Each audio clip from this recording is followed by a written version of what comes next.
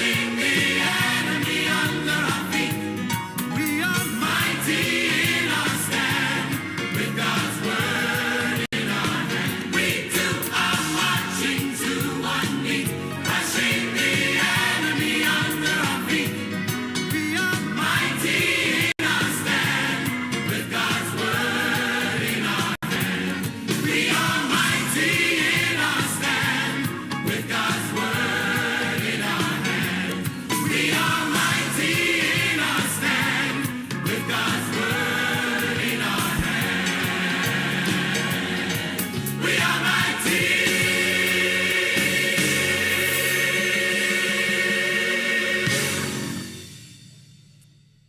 Good morning, everyone, and good morning to all the people online as well. I usually forget the online people, so I had to make sure I make a note of it because they're special like you are. I am Leeann Slack, for those of you that don't know me. I've been a Mid-Pointe speaker for quite a few years when it was in the historic school. The historic school, I guess, now an apartment. I started as a music leader, and I would lead everyone in songs, and then I jumped up to being a speaker, which I enjoy a lot.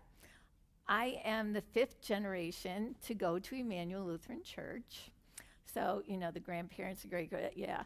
And my boys, I have 4 boys, were the 6th generation to come here. And some were confirmed and some were baptized. So that's exciting. So when I talk about my family tree today, a lot of them we're here, yes. I am very excited. I bought this book before years ago. So I had read it and I had done the workbook. There's a workbook that goes with it that's very informative too. So when we remodeled, I had given a lot of books away, and I had given this one to Don. And then when he said that we were going to be talking about it, I said, well, can I have my book back? You know, if I'm going to do this, I need to have my book back. So I highly recommend it. I know a lot of you in here are getting the Cliff Notes from the speakers, but if you dig in and you purchase the book and read it, or listen to it as an audiobook. I did it as an audiobook through the library. It's really very good. I think you will get so much more out of the talks that the people have done and the ones in the future, but it's really, really good. So far we've talked about a lot of difficult love styles. Today we get to talk about one called the secure connector, and I'm really, really excited about talking about it because it's a little bit easier than what the other people had to deal with. So if we can open in prayer, and then I'll get started on our topic. Dear gracious God, we thank you for the sunshine you've provided today, which always lifts spirits. We thank you, too, for the people that have carved out time to come and listen here at Mid-Pointe and listen online to what you hope we understand about a secure connector. We know you sent your son to show us the ultimate secure connector, and I know that you want us to live like Jesus the best we can. So please open our hearts to what you want us all to receive from today. In Jesus' name we pray, amen. So like I said, today we get to talk about the secure connector. And the way that it works is, we all know, and I'm going to repeat it again a little bit later, that things start when we're a child. And so it starts with a child showing its feelings at the top of the circle. So the child shows its feelings, it shows an emotion. Maybe it is hungry. So it's showing you that it's hungry, whether it be crying if they're really little or begging you for cookies, they're showing an emotion. The child's need is recognized by a caregiver. So they say, oh, my child's hungry. The person I'm watching is hungry. Next comes the child's expression. How does the child deal with what they're feeling? Are they stomping their feet? Are they opening and closing the pantry door because they want something out of there? How do they do it? And the biggest thing is the parental response. How you get to deal with the children expressing their emotions. The one that gives the response, whether it be a positive or a negative, is what sets everything off. So if you can help the child realize what they're doing, you're acting this way because you're hungry, not because because you want to be opening and shutting the door. It's because of what's going on. When it's positive, the child will feel very loved. They will feel very safe. They will feel very important. And most of all, they'll feel recognized, that you recognize what was going on. What that's called is a secure connection. That child realizes that you recognize them. You love them. You showed them comfort. Not necessarily that you gave them something out of the pantry. No, not that at all. But that you recognize them. And so then you go to the secure connection. Ta-da! End of Leeann's talk. That's what we're supposed to have done. The same thing can happen in a marriage, and we'll talk about that in just a little bit too. This is the very first time I've ever had to click through my own slides, so this is really new. So we're going to start out with the family tree. And I had 7 wonderful volunteers today that are going to read for me. So whoever has Joel 1:13, could you read for me, please? Put on sackcloth, your priest and mourn. Wail, you who minister before the altar. Come spend the night in sackcloth, you who minister before my God. For the grain offerings and drink offering I withheld from the house of your God. Okay, that was Joel 1:13, and what I wanted was Joel 1:3. So, yeah. So I am sorry, Kathy, that I did that. What it says is, tell your children and let your children tell it to their children and their children to the next generation. So this passage, I'm so sorry, it's passage 3. For those of you online, don't look at the slide. Tell it to your children. This passage refers to us continuing in the generation, to tell generation after generation about God. We are to educate our next generation so that they can tell the next. Without a secure connection with that generation that's coming up, are you going to be believed? Are they going to understand who God is? And if they do, are they going to trust that what you're saying about him is true? So we need to work on a secure connection in order for our words to be trusted and believed. Okay, now hopefully Proverbs, I do have 22:6 listed here. So whoever has Proverbs 22:6, I don't think it'll be yeah, thank you, yeah, sackcloth. Thank you. Start children off the way that they should go. Even when they are old, they will not turn from it. Start them off. So start them off with the rooted knowledge of God, starting them off with a secure connection, the best we can do. They will not be able to veer from it, just like the Bible says. They won't be able to veer from it. They will connect with others and with their parents and in all relationship, but mostly it will be the relationship in a marriage that they will be able to easily have a secure connection. Okay, looking at his family tree, and I did not give this to anybody. It is in Matthew because it's very, very long. So I didn't think we needed to read it, but we've all heard how, it starts with one person, and Jesus has a very, very long family tree. He has a very colorful family tree. There is Judah, who fathered Perez with Tamar, and she tricked Judah. So, we tend to wonder a little bit about her. There is Boaz's mother, Rahab. Rahab was a prostitute. I'm not quite sure about her parenting skills, if she did a real good job of putting together a secure connection. But then there was Ruth. Ruth got a whole book in the Bible, and we know she had shining examples of connections that she had with people. Each one of the generations played a part in Jesus' upbringing. For Joseph, because obviously it always goes through the male line, and then Joseph married Mary. So the two of them with their connection with Jesus. So the biggest thing I took away from that when I was reading it and studying it was there can be errors. There can be the prostitute. There can be the person that tricked. There can be a Ruth. But that doesn't mean you can't be the secure connector. You can still do it. You can break away from the generational hold. Now, I have a family tree. Andrew, can you help me for just a minute? Okay. All right, we're going to start out. This one is from Thornwald and Anna. This is my dad's family tree. And yeah, you're going to have to get up. But it starts out, my dad came from a family of 6. So this was his parents, and those are his, the parents' children. Now, when you go from the family of 6, and can you take that to the other end of the room? Okay, this is then the family tree from my grandma and grandpa. Now, it doesn't have all the grandchildren in it, and it doesn't have all the great-grandchildren in it, but the family tree is very large. So you look at this, and you think about this person. I'm just going to throw it up here. Thank you very much.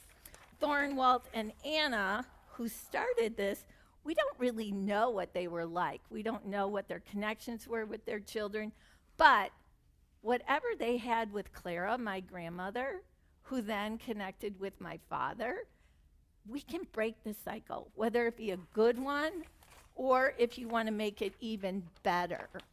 So if we go to Proverbs 20:11, we have somebody to read that. Even small children are known by their actions. So is their conduct really pure and upright? So children are recognized. So we want their conduct to be one that we can look back and smile on.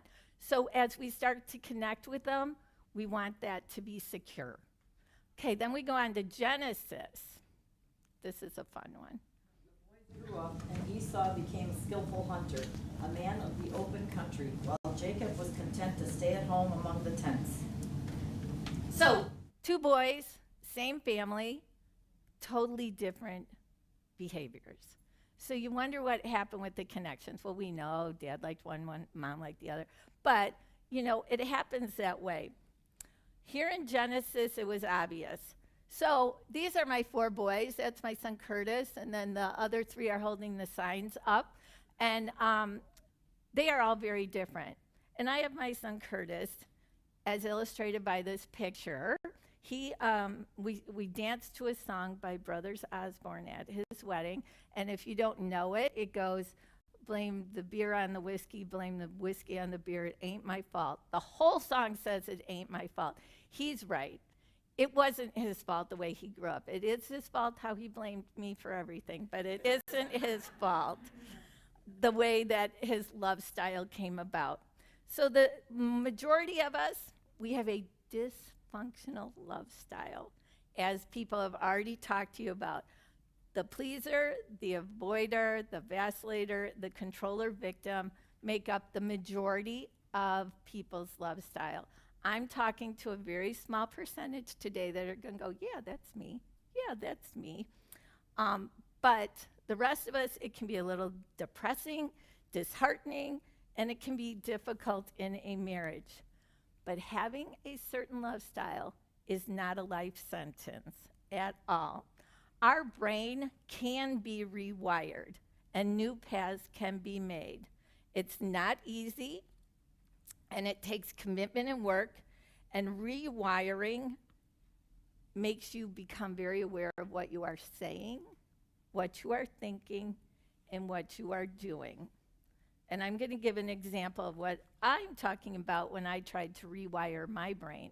Steve and I lived in Canada for a bit, and Tiffany's not here, but Canadians, when they eat, and I think in Europe as well, they have their fork in their left hand, and they cut with their right. Now in the States, we put our knife down, we switch it over, and we put it in our mouth.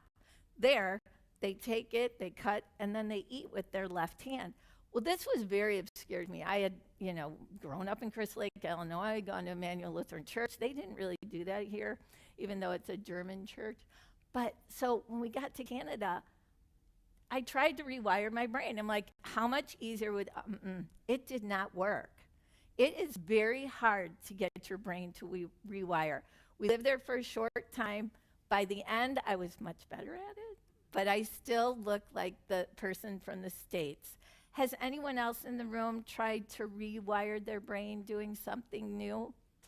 Taking a habit and changing it? Okay, Leeann's the only one. Oh, no, go ahead. But I heard, to help with dementia and all of that, do primary tasks with your opposite hand, so I brush my teeth with my left hand now. I've done it for a few years. I don't feel that it's helping my to challenge it first. I mean, you know. But maybe a new that- path. Yeah, A and new now, path. I mean, it's very comfortable. Well, that is good. Yeah. So we all have things that we like to change and do it. Traits of a secure connector. Okay, we're going to dig deep now. It does not mean perfection.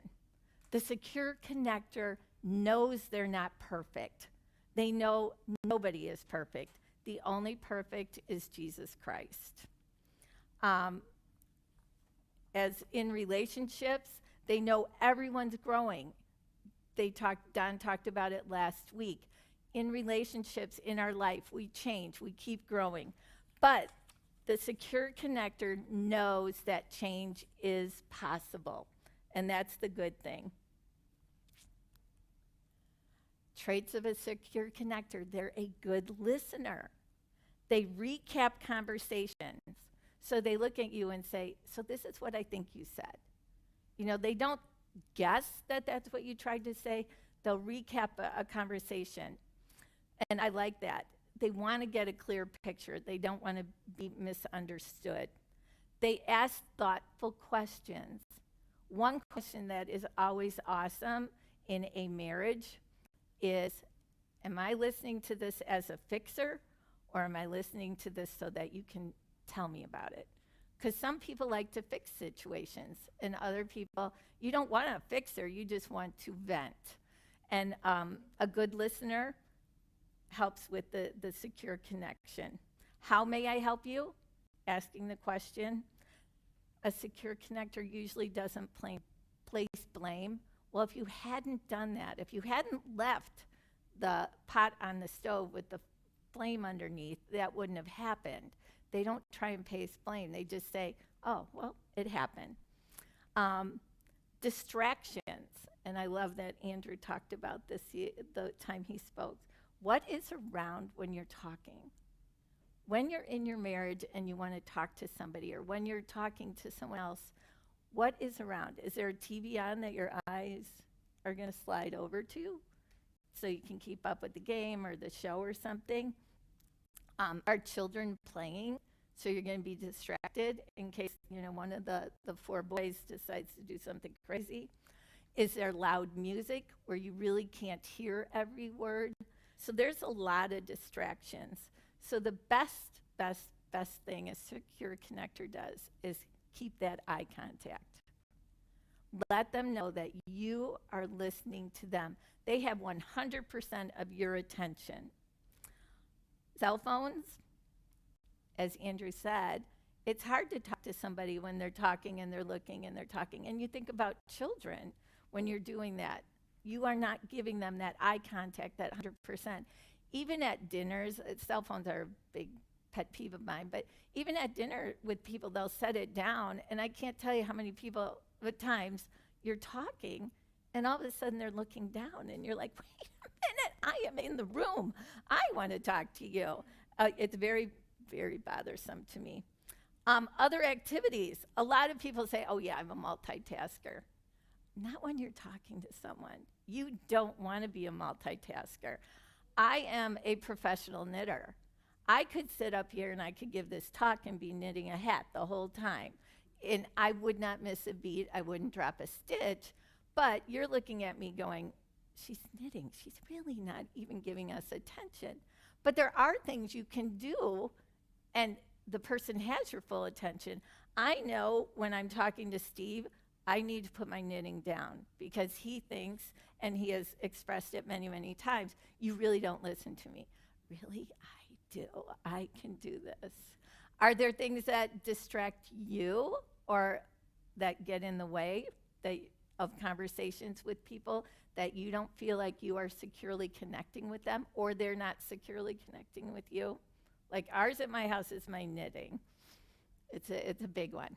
I think not at home, but at school, one of the things that I try to make sure that I express to the kids, because obviously the earbuds are in. Well, the earbud is not playing, Mr. Ernst, and it just drives me crazy because of a couple things. Number one, you have something jammed in your ear, so you can only hear 50% of what you're capable of. And number two, the perception, I think, which is kind of what you're talking about. When you're knitting, you can still hear everything, but it gives off a bad perception to the person that you're talking to. And I try to make sure that I express that to the kids that that's terrible. That is a terrible perception. It makes it seem like the person that's talking to you does not know whether there's music helping in or not. But regardless, it just looks like I don't care what you're saying. Right, So, it does. yeah, so similar. Yes. I feel like we worked from home for a while during COVID together with 3 small kids, 1 newborn. And so it was so much, we tried to like, oh, let's just all be together. And that was awful. Because like, you feel so bad because you're like, oh, I'm trying to work. Like, oh yeah, you're great, little kid, you're trying to work. And so it was much easier for us to actually just remove one person from the whole scenario, so it wasn't that like super distracted, not paying attention kind of thing. And we found that worked much better. Right. So, but yeah, it's interesting. I mean, no less bad, but still, we oftentimes have our more serious conversations in the car, which actually work very well, but you will not even imagine the amount of wrong turns and lost we get because you're not paying attention. You cannot pay attention to the road and the I conversation. can't talk and drive. Yeah. So, we end up lost a lot. It is hard. It is hard. And then think about children too, because, having 4, that, like you said, there's a lot of action, there's a lot going on. Do they feel like they ever get that one-on-one so that they can connect with you? And I remember when I was pregnant with my 4th one of my uncles says, how will you ever find time for that? And I said, well, we make a point every night of having one-on-one time with each of our children. Dinner table's great, but that one-on-one where they can really let go and be themselves with a parent helps. The same thing with your spouse. You've spent time at work, you come home, you spend time with the children, or you're doing games or whatever. You still need that one-on-one time to look each other in the face and connect without any distractions. And that's hard. A lot of people have TVs in their bedrooms, or they turn the music on or whatever. So the distractions, try and get rid of them. Emotions of a secure connector. Emotions should be our indicator, and it says this in the bulletin, but not our dictator. So emotions, to keep them in check, don't allow our feelings to dictate the reactions. And I love the one that Don said last week about he would get frustrated and he would throw something. Don't let it be your indicator. Go, I am mad, I am frustrated, I am upset, but I got to figure out how to deal with this. Identify the feeling. And on the back of the bulletin, and I loved this handout, it talks about different emotions. And the one that I am going to give an example about is the word surprised. Now, when Steve was 62, I gave him a surprise birthday party. And the people that were there will know the word is not surprised. Steve was absolutely stunned that so many people were there and that it was that evening because it just worked out. But the word wasn't surprised. The word really, truly is stunned. And from what the book said and from what all the other reading I said, this is the greatest tool to help your children because you can see there are different words, and one of them is sad or upset. Are you really upset or are you disappointed? Are you frustrated? Help them know what's going on inside, even at a young age. Like a 3-year-old can understand, I'm disappointed that we're not going somewhere. The word mad is huge, but to be disappointed, I'm upset that grandma's not coming over today.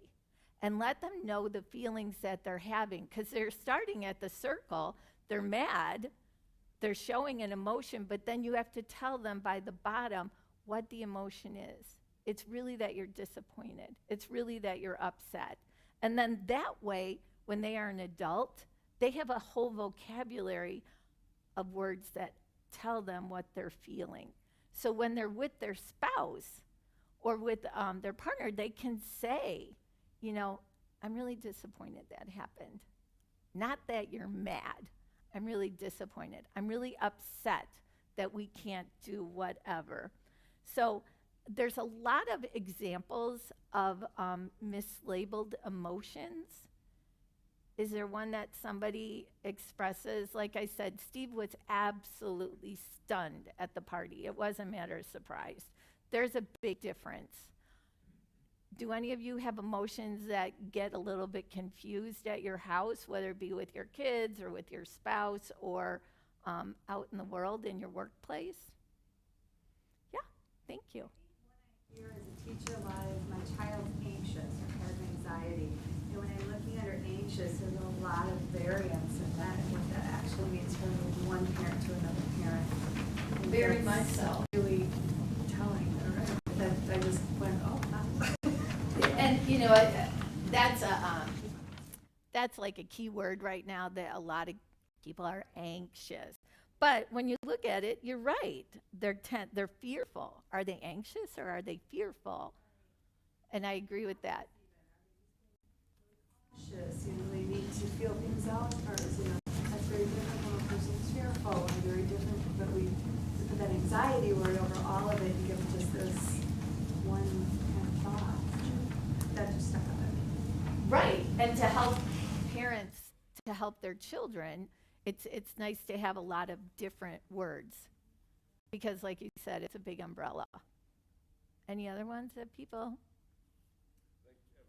Embarrassed or ashamed is something that our kids, we often have to ask, are you embarrassed? And they kind of sheepishly get this like, yes, and then some of the acting out occasionally stops a little bit, but that's a word that they're familiar with us, especially our daughters. Yeah. Embarrassed, yeah. Yeah, that's it. Yeah, boys have a harder time with embarrassment, I think, too, than girls do. Because, if you get up there and you make I remember my son Christopher made the last out in it was the state championship. Of course, he was so embarrassed, but yet the coach didn't put a different player in there. So you had to make him realize, the confidence was there. Yeah, you're embarrassed now, but nobody else did that either. The coach didn't put anything else. So it's a matter of making them understand their emotions. And like I said, that carries on into adulthood. And then when you're with your spouse, it can be so helpful in your marriage. Because if you can contact your emotion and say, no, it's really this, not that, it's a lot easier. Don, did you want to say something? Yeah, and just once again now back to the contrast of being whether it's a husband or a father or a wife and a mother, how we're wired to back to the nature nurture thing we talked about. I mean, it's not easy as a husband to identify emotions in their wife or in your children because we're not wired that way as much as the nurturing aspect built into women, right? So I just say it out when I came to faith in Christ in '94 with the Christian Men's Ministry, this was all foreign stuff to me and trying to learn it. I mean, it took years and years and still learning, some almost 30 years later, because and I don't know if anybody wants to speak to this, but for a man, this is hard stuff to try to identify these things, because it's not natural, and actually, it's actually discouraged for the most part in the culture. Right? I agree with that. So for the guys, I think we struggle more with having this type of a conversation, especially with our children, and then with our spouse. So I just throw that out there that for guys, we've got to work a little harder on it, I think. Right, and encourage. I encourage each other because I think that is so very true. This one I loved about a secure connector when I was reading. They keep in contact with people. Like I said, we spent the 10 minutes every night with each one of our boys. You keep in contact with them. You check in. How are you doing? Check in with your spouse. Like Steve right now is at the Bears game. So hopefully he will check in with me to say, how'd your Mid-Pointe talk go? You know, they check in. Let him know that you're thinking about him. I'm sure he's not watching it online in the parking lot. I'm sure the tailgate's going on. What's Oh. You know what? I will always ask for a picture. Please send me a picture of you with the boys at the Bears game. Yeah, very true. But, you know, check in. Everybody likes to be thought about. So check in. Let them know. Don't let go due to a conflict. Don't say, you know what, I'm writing that person off. No. Resolve the conflict. Work on it. Work it out. I have a friend, every 5 to 7 years, they go to therapy because they want that reconnection. They want to check back in. They want to make sure they're not going to give up. So, like, their therapist every 5 to 7 years gets to see them again, and they get back on the same page. They learn how to communicate their emotions better. So you can always agree to disagree, too. But check in. Let people know you're thinking about them. I think the best thing is God is our example. God is always there. Sin doesn't separate us because we have Jesus, so we know eventually we will get there. God's never quiet. He is always active. You don't need to be quiet with your spouse or your children or whoever you have a relationship. And I think the thing nowadays, this was so cute when I read this, God doesn't ghost us. You know, people will ghost you. They're not going to return your text. They're not going to return your phone call. God never ghosts us. He is always keeping in contact, always doing things. He is a great example. Keeping in contact, the last thing I'm going to say about it is Christmas is coming. If you want to keep in contact with people, the best thing is a Christmas card. Let them know you were thinking about them, or send it out a little bit later or earlier. And then that way you get to witness that Christmas isn't about Santa Claus either.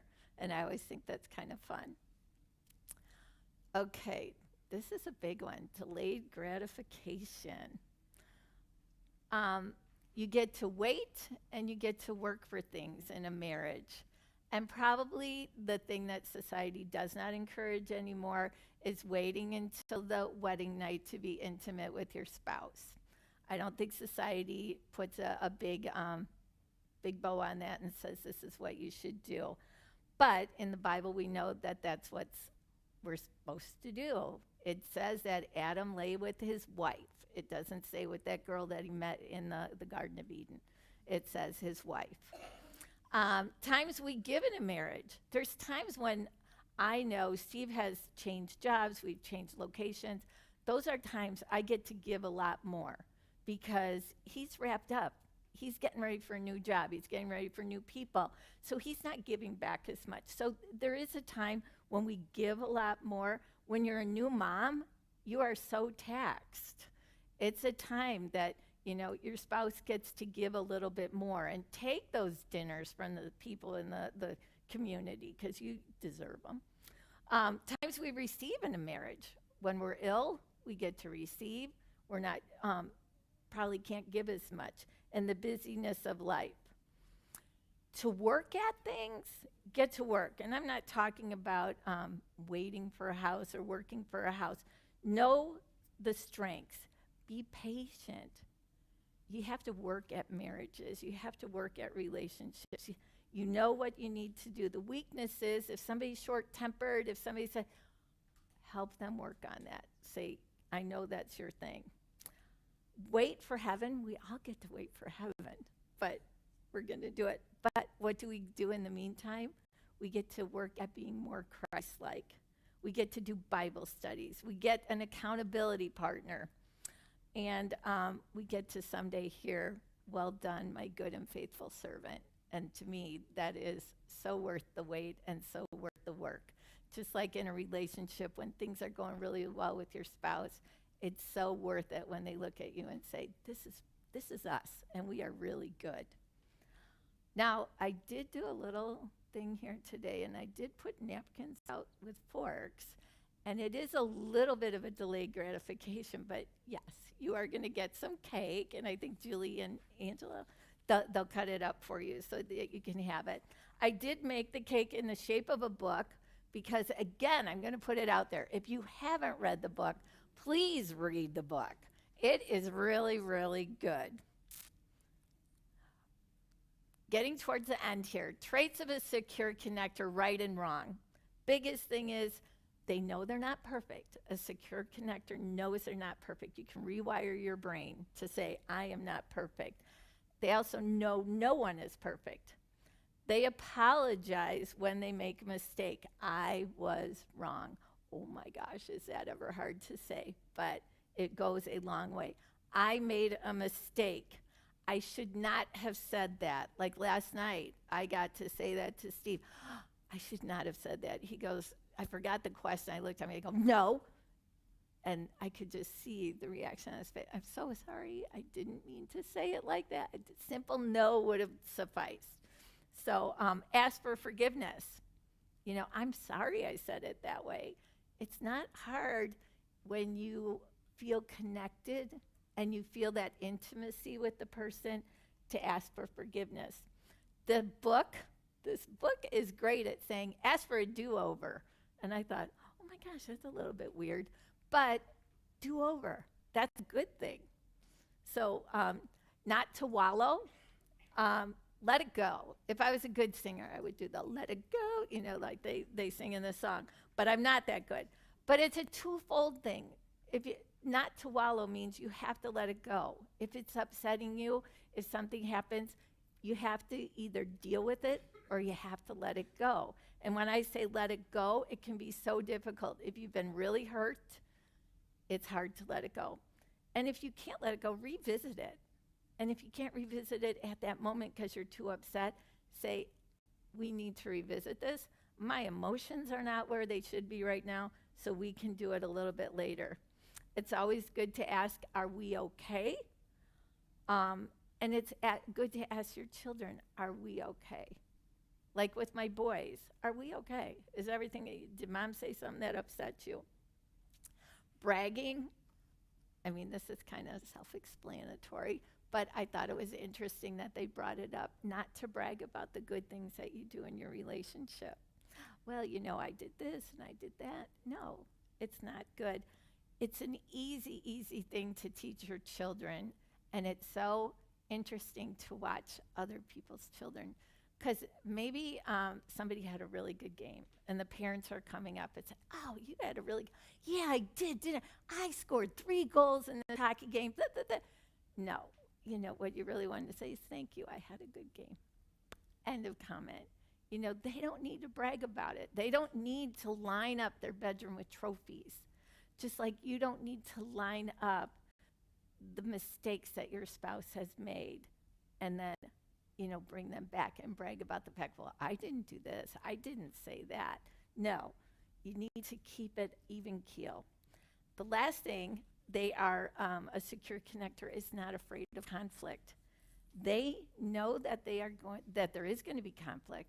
They know they can keep their emotions in check, and they will bring it up and get it going. Here we have it. Traits of a secure connector by the ultimate secure connector is Jesus. Through all things, Jesus kept his temper. Who has Mark 4:35? Oh, great. Thank you. And it reads, that day when evening came, he said to his disciples, let us go over to the other side. Leaving the crowd behind, they took along just as he was in the boat. There were others. There were also other boats with him. A furious squall came up, and the waves broke over the boat so that it was nearly swamped. Jesus was in the stern, sleeping on a cushion. The disciples woke him and said to him, Teacher, don't you care if we drown? He got up, rebuked the wind, and said to the waves, Quiet, be still. Then the wind died down, and it was completely calm. He said to his disciples, "Why were you so afraid? Do you still have no faith?" Thank you. It doesn't say Jesus came up stomping and yelling at his disciples saying, "What in the world?" No, he just got up. He rebuked the storm, but he didn't get mad at the people, which is the relationship with his disciples. If he had gotten upset or started yelling, would they have stayed? Would they want to be with a Jesus, the Messiah that's going to be temperamental? No, they wanted a calm man. Jesus came because his timing was right. Who has Ecclesiastic?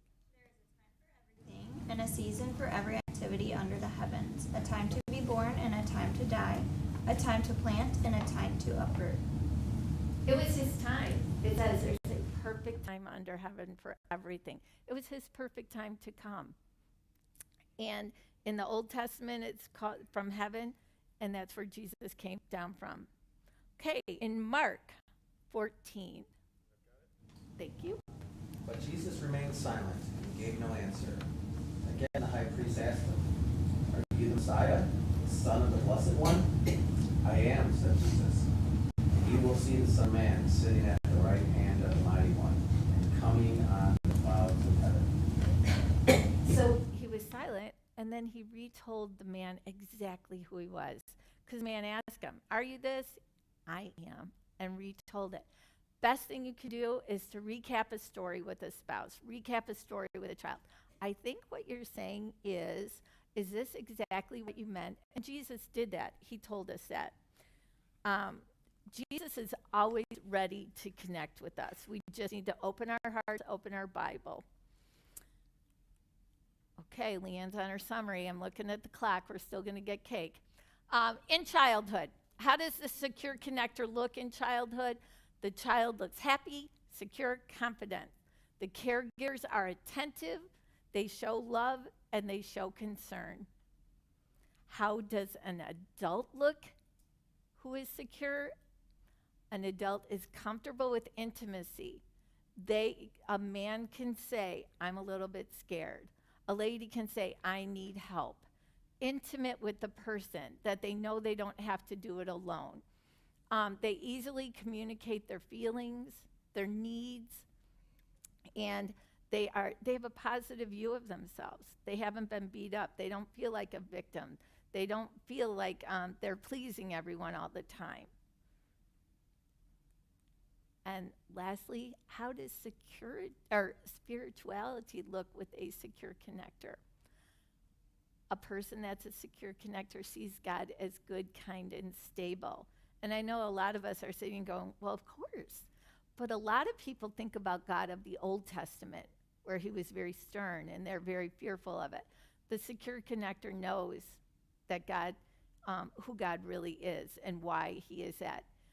They're able to connect with God, secure connector, and they trust God in their life work. There's been horrible things that happen that are painful, but they still know it's in God's control.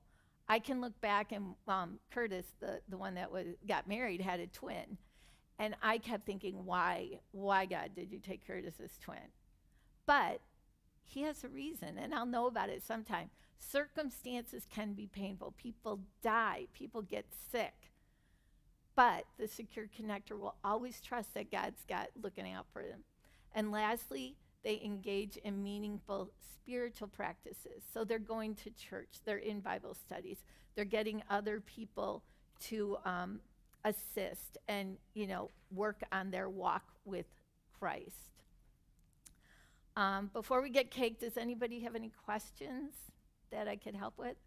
Secure connector's easy, but it's a matter of rewiring our brain for 80% of us out there. So it's a matter of taking that fork and putting it in your mouth with your left hand and not having to switch it over to think, okay, I need to think what my emotions are. I need to take time. I need to check in. There's a lot of things, but the secure connector, that's what they do. They do it all the time. Any questions?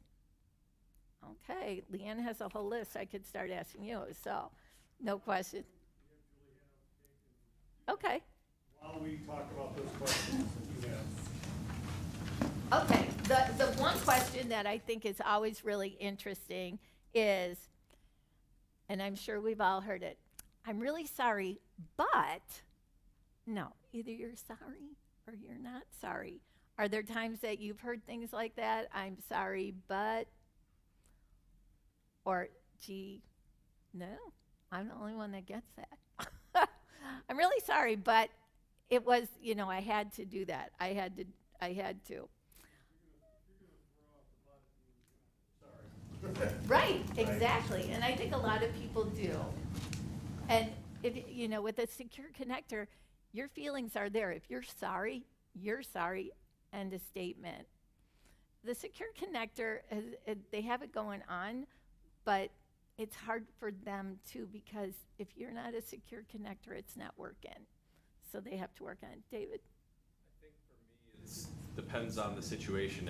If I know I've done something wrong, then I can say I'm sorry and mean it. But if I'm a little confused as to why they're upset with me, feeling like I didn't actually do anything wrong, then it's a lot easier to say I'm sorry, but, and kind of put a little condition on it at the end. Because I'm not fully understanding that I did something wrong. But yet you want to put something out there to get it. Yeah, so.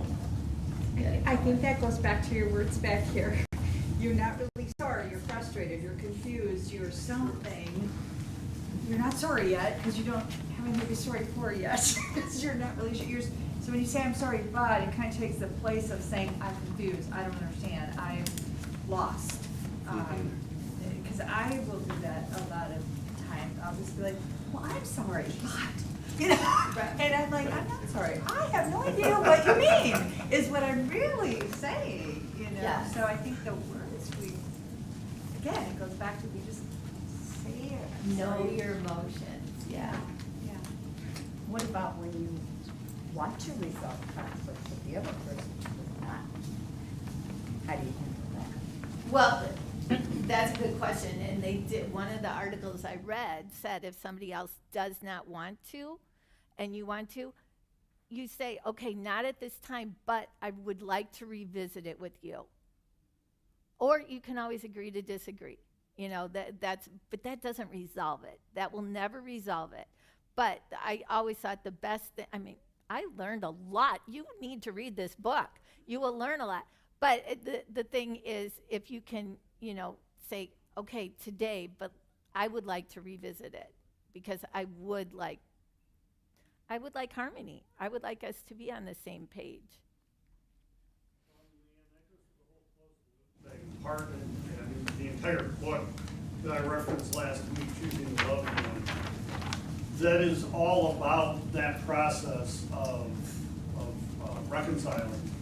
It's not easy, especially if there's only one party who's involved in trying to reconcile, the other one's not, right? So from the standpoint of that heartfelt communication, which is part of that closing the loop process, is one thing he recommends in the book is if you cannot, the other person doesn't want to reconcile, that's where you start trying to get help from an outside party.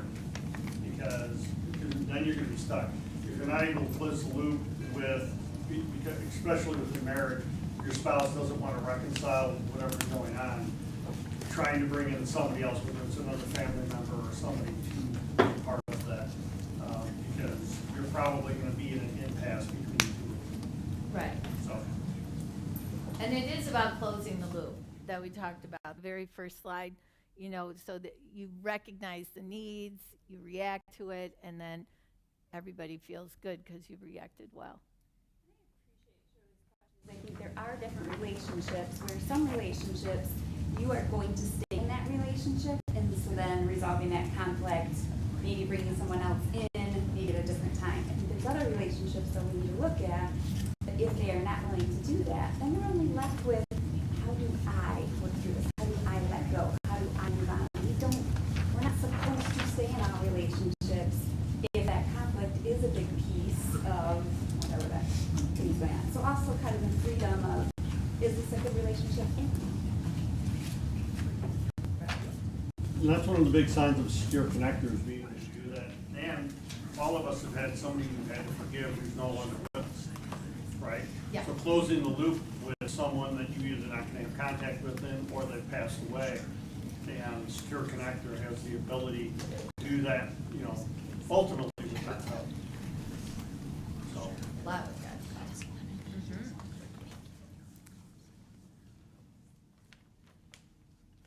Mhm. One that I thought was really interesting too, one of the questions, do I communicate my needs or do I wait for the other person to guess? This is a big one. A secure connector can put what they need out there. Nobody guesses, you know, if you need it, you need it. But I know that there's, you know, times in my house where, you know, needs aren't always met because you didn't tell me you needed it. You know, you have to tell me, and then you're upset because I didn't do it. Well, you know, no. Yeah, so needs have to be communicated. And you can't think, oh, well, Mom knows I have a ball game tomorrow and my uniform's still not washed. Well, no, Mom might not remember that you have a ball game tomorrow, and then you're mad because the uniform didn't get washed. But, you know, and it's even the security thing. I need a hug. You know, I had a bad day.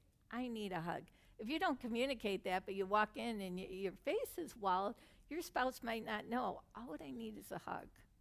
So needs, whether they be a uniform being washed or, you know, just getting a hug from somebody, that they're communicated.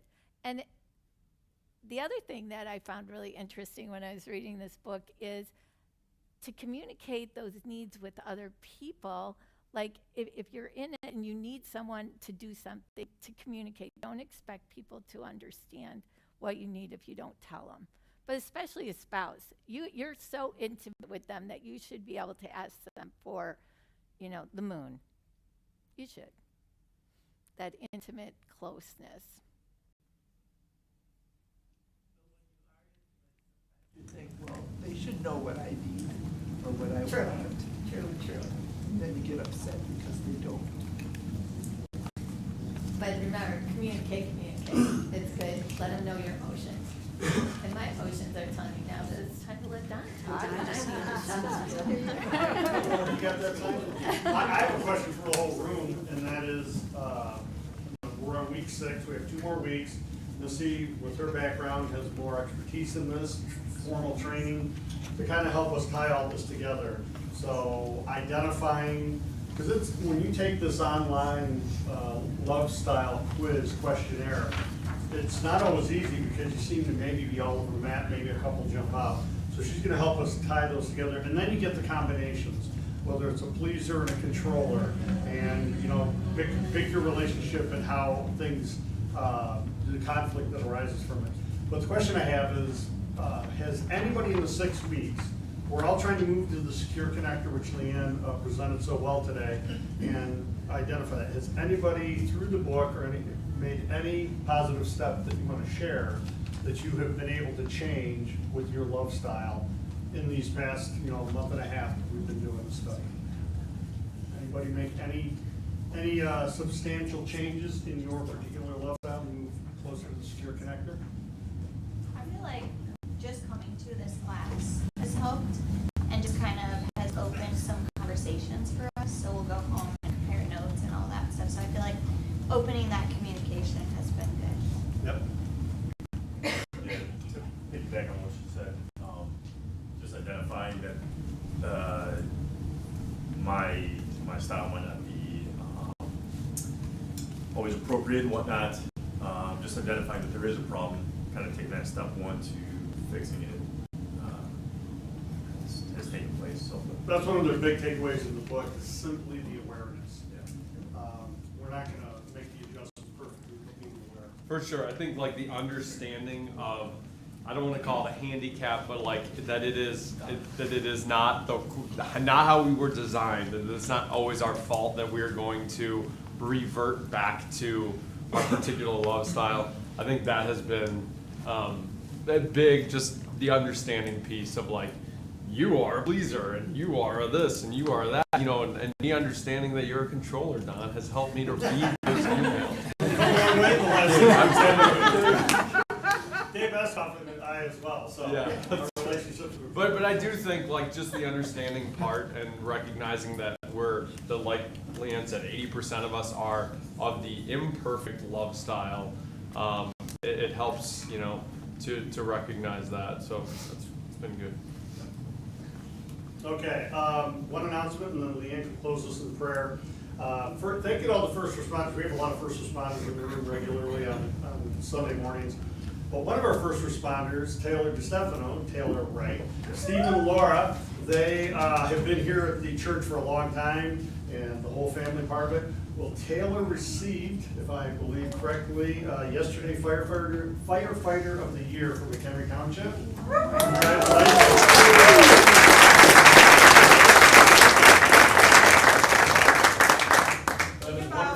Proud of you and just so glad to have you be a part of the Emmanuel family, but congrats, that's wonderful. You've been a firefighter for how many years now? 4 years, okay. So that's great. We're honored to have you be a part of everything we do here, and thanks for what you do in the community.